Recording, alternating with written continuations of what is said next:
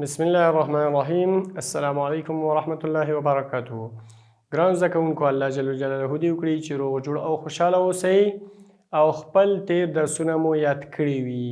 ګران زده کوونکو، مخکې مې درته ویلې چې بعضې درسونه زموږ او ستاسو عملي کیږي، په عملي کولو سره هغه یادیږي. که چېرته موږ او تاسو د هغه تصویر وباسو، د هغه عکس وباسو، هغه رسم کو، په هغه باندې زموږ او ستاسو درس نه یادیږي. لکه یو ما مثال درته ورکړی و، ګرانو زده کوونکو، دغه عکس ده. موږ او تاسو دا په تصویر په څه شي کې ګورو ګرانو زده کوونکو؟ ګورو چې د سړي لاسونه غوږونو ته جګ کړي دي. دغه عکس کې دا کس غوږونو ته لاس جګوي. نو ګرانو زده کوونکو، که چېرته موږ د دې تصویر بار بار وباسو، دا نه یادیږي. موږ او تاسو به خپل جهت او مخ قبلې ته اړوو، لاسونه به خپل عملي جګوو ګرانو زده کوونکو، بیا به مو درس عملي کړی او یاد شوی اوسي. نو ګرانو زده کوونکو، دا چې زموږ بعضې درسونه مستقیما تړاو لري د اسلامي ښوونې او روزنې درسونه د عمل سره، باید هغه عملي کړو. که اودس وي، لمونځ وي او نور چې زموږ او ستاسو څخه د زده کوونکو څخه مطلوب، او یا د زده کوونکو د کورنیو څخه، او یا په زده کوونکو کې د بالغو څخه چې روژه او نور احکام دي، باید هغه عملي کړو. په عملي کولو باندې ګرانو زده کوونکو دا یادیږي. ګرانو زده کوونکو، ما تاسو ته په موزه باندې مسح کول ویلي وو. ګرانو زده کوونکو، زموږ او ستاسو درس بیا هم په موزه باندې څه شی ده؟ مسح کول دي. ګرانو زده کوونکو، زموږ او ستاسو چې ده درس په موزه باندې مسح کول دي. ګرانو زده کوونکو، زموږ او ستاسو درس چې په موزه باندې مسح کول، په موزه باندې مسح کول دي. ګرانو زده کوونکو، دا هم موږ مخ ته وړو. دا چې په موزه باندې موږ او تاسو مسح کوله، موزه څه شی ده؟ چې د چرم څخه جوړه شوې اوسي. د څه شي څخه؟ چرم. کوم چرم ګرانو زده کوونکو؟ چې د هغه حیوان، هغه غوښه حلاله ده، حرامه نه ده، لکه خنزیر وغیره، هغه باندې موږ او تاسو مسح کولی شوه. همدارنګې ګرانو زده کوونکو، باید د دې موزې اندازه څه شی وه؟ تر خنګرو پورې چې خنګري پکې پټ اوسي، او یا دا چې ګرانو زده کوونکو د خنګري ښکته چې بوټان هم پکې راځي. بل اساسي شرط دا و ګرانو زده کوونکو، چې د موزې دغه ښکته برخه چې دغه څه شی ده، تله ده، دا باید پاکه اوسي، ناپاکه نه اوسي، که نه بیا به په خاوره یا اوبو باندې پاکوو. بیا پې ګرانو زده کوونکو کولی شو چې مسح وکړو. ګرانو زده کوونکو، همدارنګې بله شرط د دې لپاره دا و چې موږ او ستاسو دا موزې چې اغوندو باید خپې مو پټې اوسي. خپې مو پټې اوسي په ماسیو او یا جرابو. کله چې موږ او تاسو خپې پټې کړې، په ماسۍ یا جرابې مو واغوستلې، بیا کولی شو چې په موضوع باندې مسح وکړو. ګرانو زده کوونکو، همدارنګې دا وه چې موږ او تاسو په دغه ماسۍ او یا په دغه جرابه چې واغوسته، د دې لپاره بل شرط دا و چې باید خپه مو مخکې وینځلې اوسي په اوداسه کې، او خپه مو پاکه اوسي. که خپه مو ناپاکه اوسي، نو بیا هم ګرانو زده کوونکو مسح مو صحیح نه ده. اوس وایو ګرانو زده کوونکو چې دا د چا لپاره جایز ده؟ د چا لپاره مسح د جایز ده؟ د چا دپاره مسح په موزې یا موزې باندې جایز ده، روا ده. ګرانو زده کوونکو، سوال دا ده چې د چا دپاره مسح په موزې باندې جایز ده؟ نو ګرانو زده کوونکو، جواب یې ډېر اسانه ده. د مقیم او مسافر لپاره. یاد مو اوسه ګرانو زده کوونکو، چې زه مقیم وایم، زموږ ستاسو په شاګردانو کې یو هلک ده مقیم نومیږي. هسې نه چې په ذهن کې مو دا وګرځي چې صرف مقیم یې کولی شي او دا نور شاګردان یې نه شي. نه، مقیم چا ته وایي؟ مقیم چا ته وایي؟ د چا لپاره اول؟ مقیم او مسافر. اوس مقیم چا ته وایي؟ او مسافر چاته وایي؟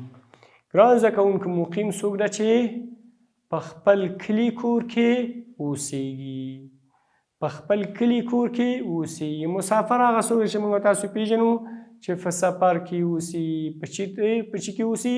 سفر کې. ګران زده کوونکو اوس د دې مقیم او مسافر، مقیم په خپل کور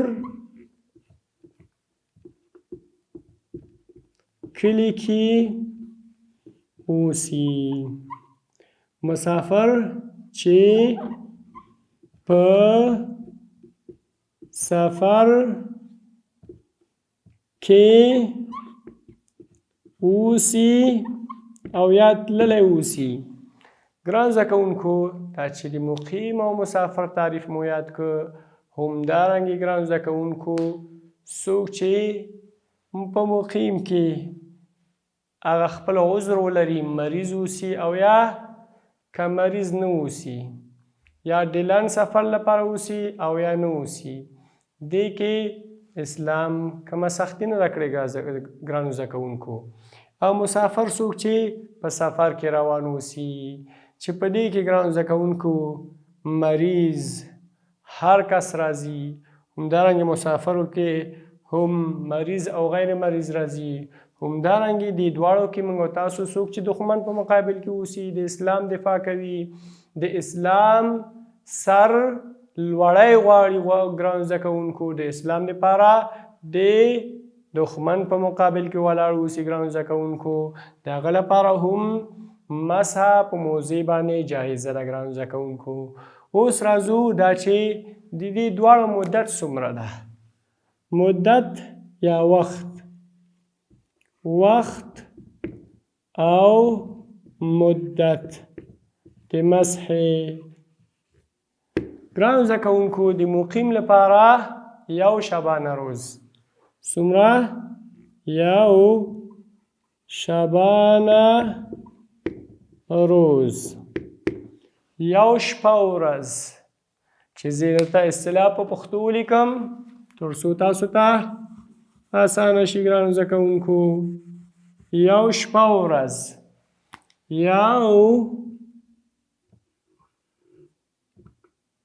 یوه شپه او ورځ. ګران زده کوونکو ما شروع کړه د دې یوې شپې د نن نه د دغه ماسپښین د لمانځه نه سبا ماسپښینه پورې ده. د هغه نه وروسته بیا زما مسحه باطله ده. زه باید د سره خپې ووینځم، د سره خپو باندې بیا د هغه نه وروسته مسحه وکړم. ګران زده کوونکو د مسافر لپاره 3 شپې ورځې، 3 شپې او ورځې، یعنی 3 شپې او 3 ورځې چې یو بل سره تړلي دي. ورځ ده شپه راغله، ورځ ده شپه راغله، ورځ ده شپه راغله. نو داسې نه چې دا شپه بېله هغه شپه بېله نه، دا ورځ چې ورپسې شپه راځي، بیا ورځ چې ورپسې شپه راځي، ورځ چې ورپسې شپه راځي. نو د مسافر لپاره مدت د مسح ده ګرانو زده کوونکو. د هغه څخه وروسته بیا د مسافر لپاره هم حکم ساقطیږي او له منځه ځي ګرانو زده کوونکو. چې په کتاب کې مو ګرانو زده کوونکو بله خبره دا هم لیکلې ده ګرانو زده کوونکو چې شرطونه یې څه شی دي. ما مخکې ګرانو زده کوونکو تاسو لپاره شرطونه وویلي چې شرط لومړی شرط شی و، شرط لومړی دا و ګرانو زده کوونکو، لومړی شرط چی و چې باید خپه مو په ماسۍ او جرابه پټه اوسي. څه شی اوسي؟ پټه اوسي. ګرانو زده کوونکو خپه مو باید په ماسۍ او جرابه پټه اوسي که نه بیا مسه مو صحیح نه ده. همدارنګې دغه خپه مخکې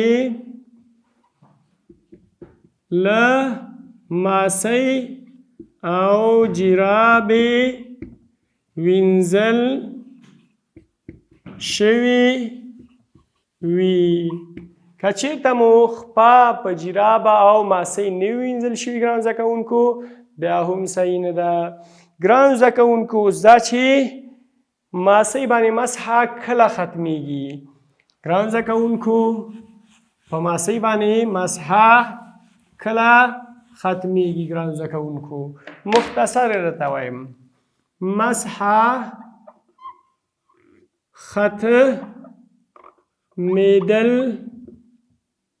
ختمیدل په ماسۍ په څه شي باندې؟ په بخښنې ګرانو زده کوونکو په موزې. اول هر شی هر هغه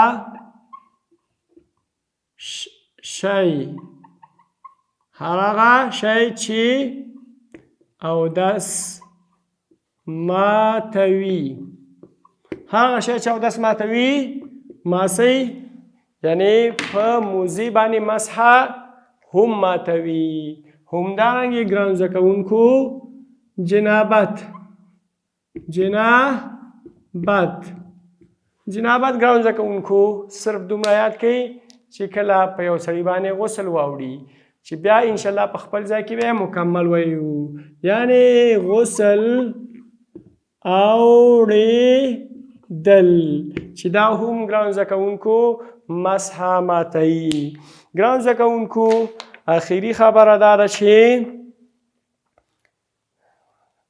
که چېرته ګرانو زده کوونکو موږ او تاسو دا خبره وکړو چې کله موږ او تاسو هغه شیان چې اودس پرې مات شو او جنابت او غسل واورېده هغه به زموږ او تاسو دوباره بیا پرې مسحه کوو په موزې باندې که نه وخت مو پوره شو. ګرانو زده کوونکو دا زموږ او ستاسو نننی درس الله دې وکړي چې یاد او عملي کړئ او نورو ته یې وښایي. په آخره کې مو په رب العالمین سپارم. ومن الله توفیق.